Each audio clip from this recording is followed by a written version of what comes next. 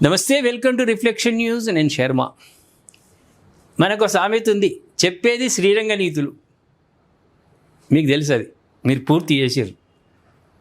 అయితే మోదీజీ మొన్న మన హైదరాబాద్కి వచ్చిండు, పేరెడ్ గ్రౌండ్స్లో మాట్లాడుతూ బంగారం ఏడాది దాకా కొనకండి, వేరే దేశాల నుంచి తీసుకునేటువంటి ఆయిల్ ప్రోడక్ట్స్, వంట నూనెలే కానివ్వండి, లేకుంటే పెట్రోలియం, సహజ వాయువు, ఇవన్నీ, అదేవిధంగా ఫర్టిలైజర్స్ సంబంధించినవి, విదేశీ ప్రయాణాలు తగ్గించుకోండి, ఇవి చెప్పిండు.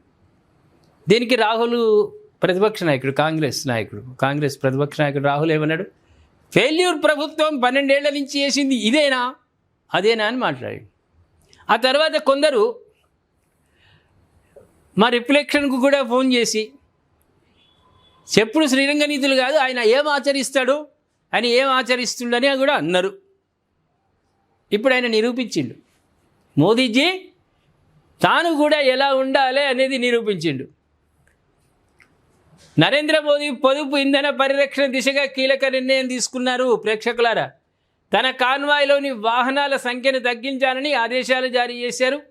ప్రభుత్వ వ్యయాన్ని తగ్గించడంతో పాటు ప్రస్తుత ప్రపంచ పరిస్థితుల్లో ఇంధన వినియోగాన్ని పరిమితం చేయాలనే ఉద్దేశంతో ఈ చర్యలు చేపట్టారు. తన భద్రతా బాధ్యతలు చూసే స్పెషల్ ప్రొటెక్షన్ గ్రూప్ ఎస్పీజీని ఉద్దేశించి కాన్వాయ్లో ఎలక్ట్రిక్ వాహనాలు ఈవీఎస్ సంఖ్యను పెంచాలని, అయితే దీనికోసం కొత్త వాహనాలు కొనుగోలు చేయవద్దని స్పష్టం చేశారు. భద్రతా ప్రమాణాలైన బ్లూ బుక్ మార్గదర్శకాలకు ఎలాంటి ఆటంకం కలగకుండా ఎస్పీజీ ఈ ఆదేశాలను అమలు చేయడం ప్రారంభించింది. వాళ్ళ భద్రత వాళ్ళకు ఉంటుంది కదా, ఎస్పీజీ వాళ్ళని గమనిస్తుంటాం కదా, కంటికి రెప్పలా కాపాడతారు. కాబట్టి వాళ్ళకు ఆటంకం కలగకుండా ఎలక్ట్రిక్ వాహనాలను ఏర్పాటు చేస్తూ కాన్వాయ్ని తగ్గిస్తూ విదేశాలకు కూడా పోకుండా అత్యవసరం అనుకుంటేనే విదేశాలకు వెళ్ళడం. గతంలో మనం చూసినాం, ఎంజాయ్ కోసం కూడా సకుటుంబ సపరివార సమేతంగా పోయినోళ్ళు ఉన్నారు. రాష్ట్రపతి, ప్రధానులు 10 రోజులు 15 రోజులు పోవుడు, ఒక ఫ్లైట్ నిండా వాళ్ళకి కావాల్సినవి కొనుక్కొచ్చుడు, వాళ్ళ పదవి కాగానే షిఫ్టింగ్, ఇట్లయినాయి. కానీ మనం 12 ఏళ్ళ నుంచి గమనిస్తున్నాం కదా, ఏ వృధాగా తిరగడం లేదు. ఆయా దేశాలను సమన్వయం చేసుకోవడానికి వెళ్తున్నటువంటిది, సంతకాలు ఒప్పందాల కోసం వెళ్తున్నారు. ఇప్పుడు ఇంకా కఠినమైన నిర్ణయం ఏంటంటే, వృధాగా విదేశీ ప్రయాణాలు చేయొద్దు, అవసరం అనుకుంటేనే వెళ్ళాలని ఆయన ఆదేశాలు జారీ చేశారు. అదేవిధంగా బీజేపీ పాలిత రాష్ట్రాలు కూడా అదే బాటలో పయనిస్తున్నాయి. ఢిల్లీ ముఖ్యమంత్రి రేఖా గుప్తా, రాజస్థాన్ ముఖ్యమంత్రి భజన్లాల్ శర్మ, మధ్యప్రదేశ్ ముఖ్యమంత్రి మోహన్ యాదవ్ వంటి వారు కూడా అధికారిక కాన్వాయ్లో వాహనాల సంఖ్యను తగ్గించుకోవాలని నిర్ణయించారు.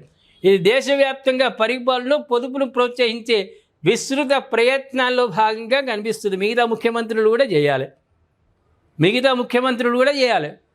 ఒక 15 నిమిషాలు పడుతుంది ముఖ్యమంత్రి కాన్వాయ్ పోవాలంటే. ఒకటి తర్వాత ఒకటి గంటగానం ఎందుకు? ఏం చేస్తారు వాళ్ళు? వడరే చేస్తారా నీ వెనకాల వచ్చి? గంటగనమా? ప్రజలు ఆశ్చర్యపోతారు. ఎవరి సొమ్ము అది? ఎవరి సొమ్ము? మీరు అనుభవించే కాన్వాయిలు, రాజభోగాలు ప్రజల సొమ్ము.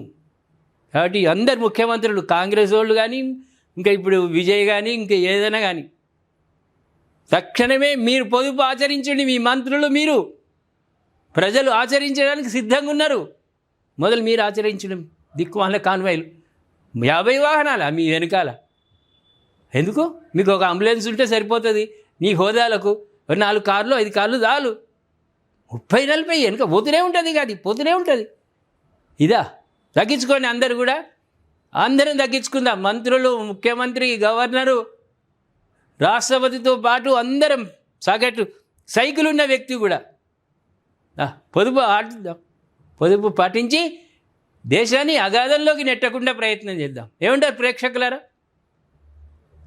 పొదుపుగా మనం ఖర్చు పెట్టుకోవడం మంచిదా? ఇష్టారీతిగా ఖర్చు పెడితే భవిష్యత్ తరాలకి ఏమందిస్తాం? ఇవాళ మోదీజీ తాను చెప్పడమే కాకుండా ఆచరణలో కూడా పెడుతున్నాడు. ఇది మనకు ఒక రకమైనటువంటి ఏమంటారు దీన్ని, మార్గదర్శకం కాదా? తాను చెప్పడమే కాదు, ఆచరిస్తున్నాడు. మనం పాటించాల్సిన అవసరం లేదా? దయచేసి కామెంట్ రూపంలో తెలియజేయండి, సబ్స్క్రైబ్ చేసుకోండి, షేర్ చేయండి.